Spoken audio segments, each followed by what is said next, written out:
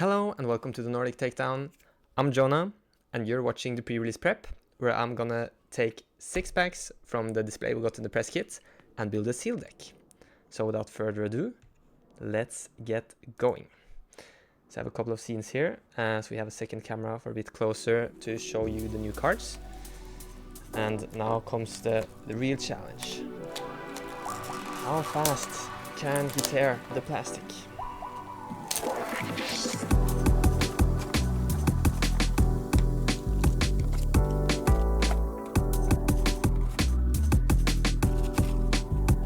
So, here we are. As you can see, a sealed or pre-release event consists of 6 packs. So if you're new to the game, that's how it works. You buy that as your entry, you open them, build a deck, and compete in a small tournament. In addition to this, in your pre-release kit, you will get Qui-Gon and Darth Maul, the 2 new Spotlight deck leaders, but we'll not have those for this video. So I'll just show you with these packs. So let's get cracking. The way I'm gonna do this is I'm gonna open the 1 pack at a time, show you all the cards, and then we'll sort them out on this beautiful new playmat, which is stitched. Really nice. And then after we've sorted all the cards, I'll take some time to build the deck and explain why I built the one I did. So here we go. Let's see what we get. That's a Supreme Leader Snoke. As you can see, the common bases are 28 health, giving you the Force token when you're attacking. Forge Starfighter. I'm gonna start a bit slow here and then speed up once we get to the other packs. Looking at the comments now, there's a hyperspace. Maybe I'll see if I can get the camera a bit bigger here. There we go.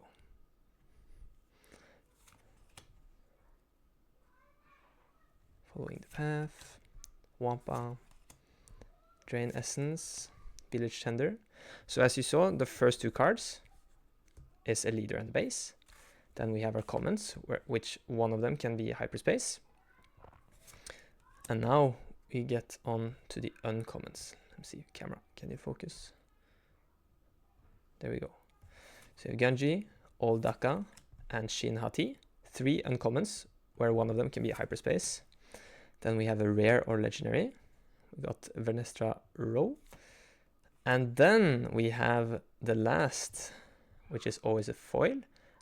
And it can be hyperspace, as you can see. So then we get the hyperfoil card.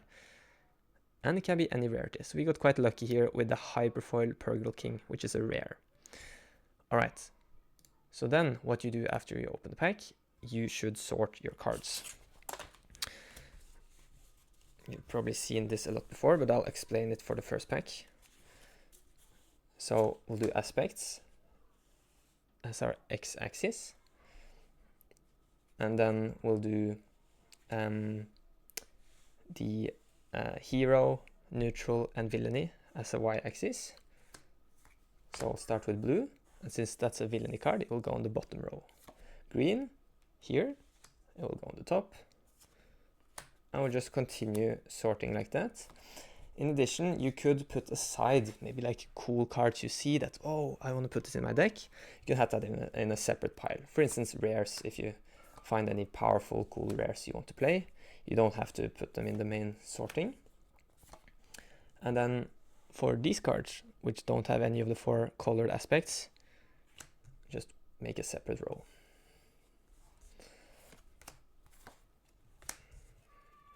So now you get the system. So I'll speed through this for the rest of the packs. But let's move on to Kraken.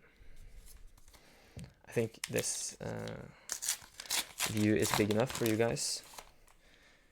Mother Tal's in. Yellow base. Speeding through the comments here. Savage Oppress. Assassin Droid. Rampage.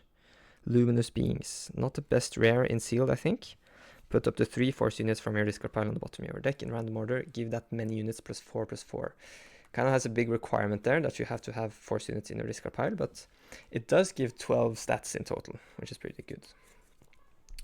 Alright, so now you can see how I'll just put these in the respective piles.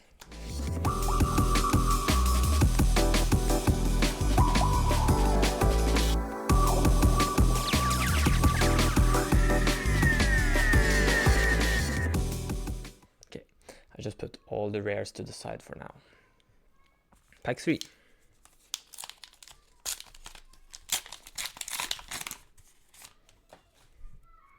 Another Snoke.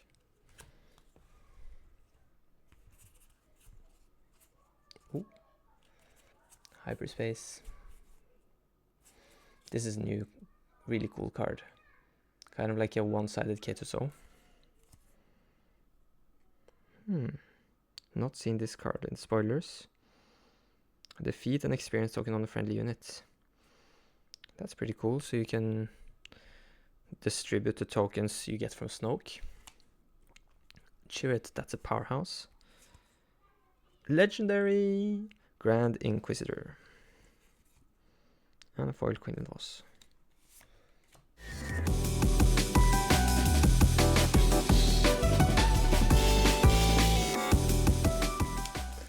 Let's continue.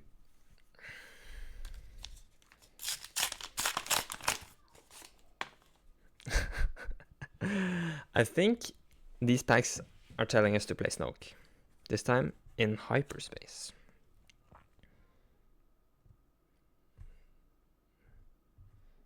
Doesn't want to focus. Oh, focus for 5. Giving Overwhelm. If you control another red unit, you may deal 2 damage to a ground unit. Decent. Always want to look out for a bit of space units. Ooh, Ezra. 3 cost 3, 5. Witch's Force. Really good. Kialamundi, also amazing. Deceptive Shade. Giving Ambush has shown to be very, very good in the past, so I think this is going to be a great card. Oh, I love the art on this one. Gonna bring up the big scene. In the shadows. Really cool. Alright, let's get to sort.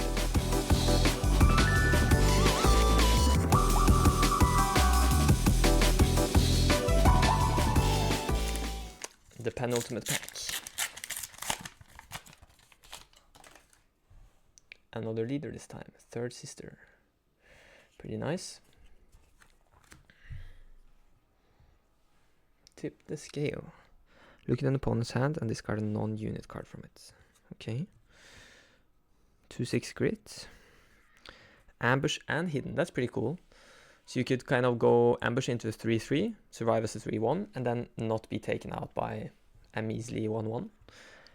Very susceptible to ping and other damaging effects, I guess, but... Overpower. Give unit +3/+3 and overwhelm. Okay. Priestess of the Force. This can be pretty impactful in limited, I think. A 6/8 on 7. Decent stats. But giving 5 shields? That's wild. Time of Crisis. Each player chooses a unit they control. Deal 3 damage to each unit not chosen. That is very good against swarm decks like Vader Yellow, which has been very popular in the later stages of Jump to Lightspeed meta. In limited, however, I don't know if swarm is going to be a thing here, so seems a bit situational. I still put it in the rare pile and then sort. One thing, having a rare pile, not important, but maybe having your own pile for things you want to remember, things you think, okay, this card is so good, I need to build it with this color. You could do that maybe. But in sealed, you have no real impact on the cards you get, so it's not as important as to kind of remember what you've gotten already as in a draft per se, where you really have to plan. Last pack. Yoda. Let's go. I still have not opened the showcase ever. And this is not it. Kanan is nice. We want to see some heroism leaders. We haven't gotten any yet. We got a Fallen Jedi.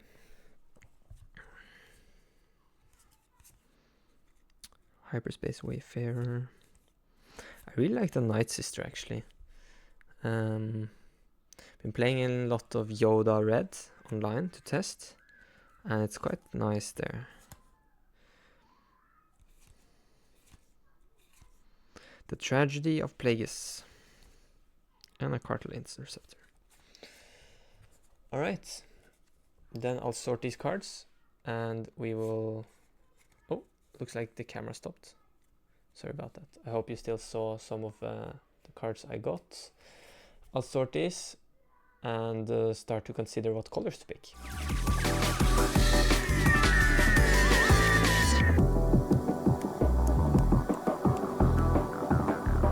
Alright, so here we are. I found Darth Maul and Qui-Gon Jinn, which you will have in the pre-release. And then we have the other leaders we opened. Kanan, Third Sister, Supreme Leader Snoke, and Talzin. So what you want to do now is you want to look at your piles.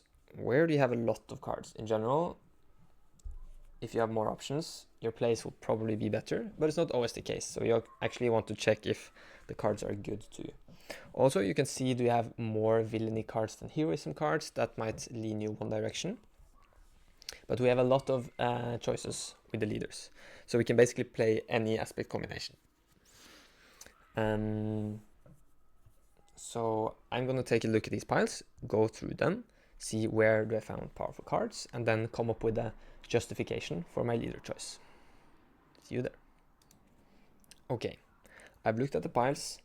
So what I've done is I'm picking up a pile, I look through it, I kind of sort the cards, units and events and upgrades, and sort them by costs, because having something to play early game is incredibly important in Sealed. If you miss a turn, you could lose just out of the bat. So for instance here in red I have 2 costs and a lot of 3 costs, 4 costs, so a lot of units and just 2 events. Blue as well is also looking pretty good, 3 2 costs, and then some great late game units, but these events I don't really like. Cure Wounds. Yellow is also a decent pile. No 2 cost plays here. So in general pretty low on those, but I do see I have some in the right row here.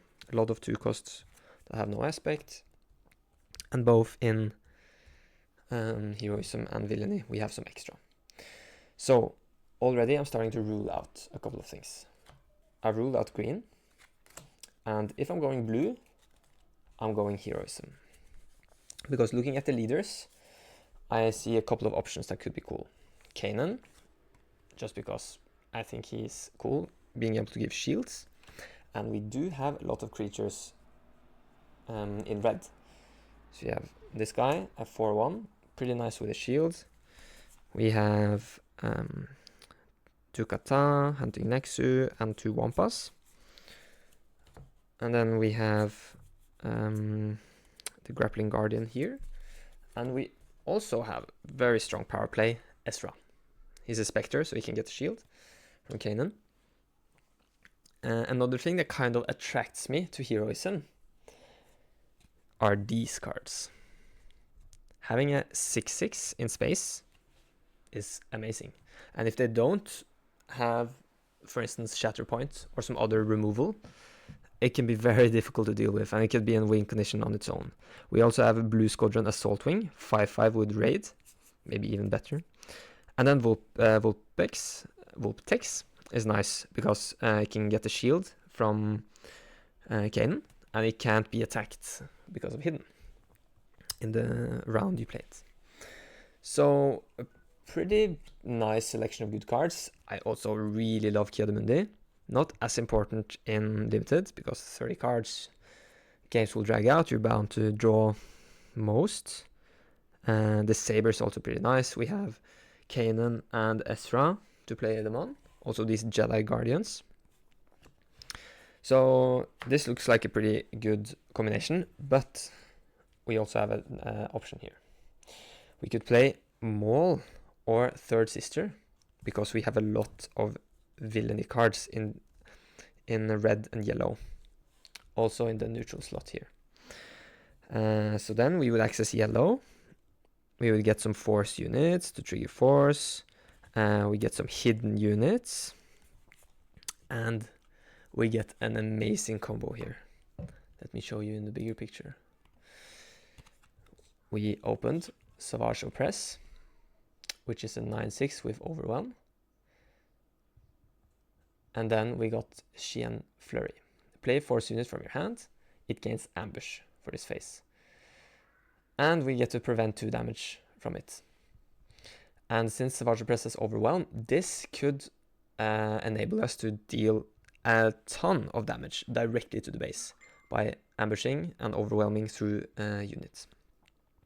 So this alone is almost an argument to play this color combination. And this would work either with, oh, sorry about that. Let's see if I can mute. As I said, this could work with either the Third Sister or Vader, Darth Maul. I think in Limited, Maul has a bit more stats and can ping, so can just put more damage and threat on the board. But the fact that Third Sister deploys 1 turn earlier can be worth playing if you feel like you have a very aggressive style of deck. Giving hidden is also valuable, because remember, Third Sister says play unit from your hand, it gains hidden for this phase. Oh, for this phase. I was about to say it doesn't say for this phase, but it does say for this phase. Yeah, either regardless, in the shadows could be good. Somebody told me that it's hidden forever, but it does lose it. Yeah. So in the shadows is, even though it looks cool, I'm not gonna play it if I would play Third Sister. Acolyte Beyond is good. All these red cards are still great if we go Villainy. What am I gonna do? I'm gonna do a quick count and see where I have most, and then think about what I think is the best.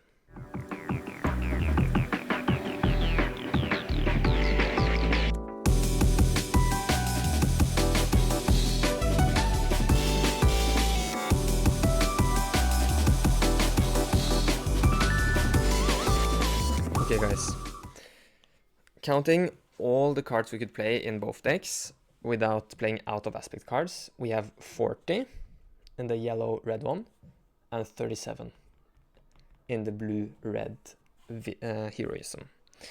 And because of the strong combo with Xian Flurry, also having the Grand Inquisitor, which I forgot earlier, I think I would go for Darth Maul. So I'm going to commit to that, lay out all my cards, sort them, and see how we can cut it down to 30 cards.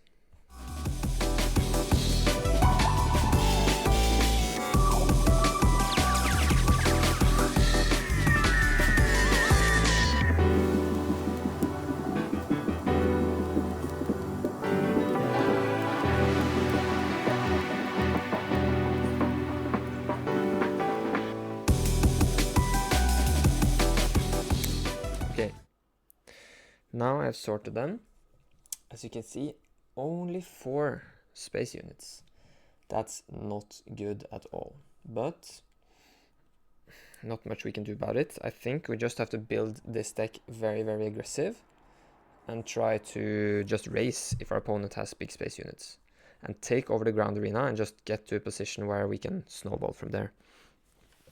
We have a lot on 2 and 3 cost. Just realized I put this one in the wrong pile. Yeah, so a lot of 4 cost as well. We do have a couple of effects that let us exhaust enemy units. I I think these are decent to fill out a curve because we don't have much more than 5, 6. I mean, we're fine with not resourcing to more than 7 to maybe go for the Chien Flurry Savage combo. Also, this card here, Ataru Onslaught, lets us ready a force unit with 4 or less power. I think that's going to be pretty good for our game plan of just going fast. One problem, however, with Maul is that we need force units. And we do have some, but we also have a lot of these creatures and a droid.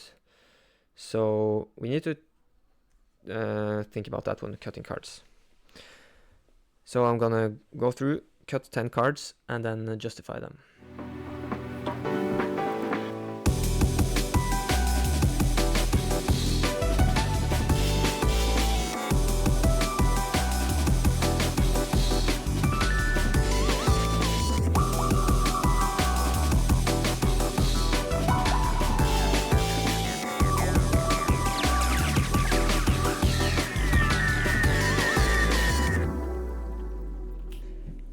Alright, there we go.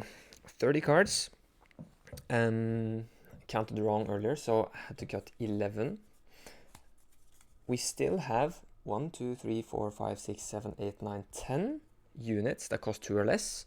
So considering it's a 30 card deck, we have a lot of plays for turn 1. And then our curve is pretty okay. Going higher here on 3 and 4, and then just a little bit of top end. This might be a bit weak with not that many late game units, but as I said, if we try to play really aggressive, focus on tempo, we have a couple of bounce effects, buffs, being able to ready, it could work. So I can show you quickly what I decided to cut. Wampa, because we already have a lot of 4 cost and it's not a force unit. Hyena Bomber, being a 2/2, feels just quite weak. I want to try to put more power on the board on 3 resources, and dealing 2 damage, yes, it's okay, but I think I would rather play more aggressive cards. Its worse is pretty nice, being able to defeat a non-leader unit, but I feel like if we're doing that on 7 resources, we possibly have lost the game already. And then took out some of these 2 cost because we had so many. Gifted Urchin is really nice because it's a force unit. Pelimoto is not. Yeah, and then I took out 4 of these events because events are nice if they're impactful, but if you don't draw units, playable units, then they can often really make your turns quite awkward. So that's the deck. Let me know in the comments if you think this would do well in a pre-release. And best of luck to you guys. Hoping you open showcases, legendaries, whatever you need to win your pre-releases and have fun. Legend of Force looks great. I'm super excited to go to pre-release myself. And join the Discord, show us what you pull, and show us your pre-release decks and how you did. See you there.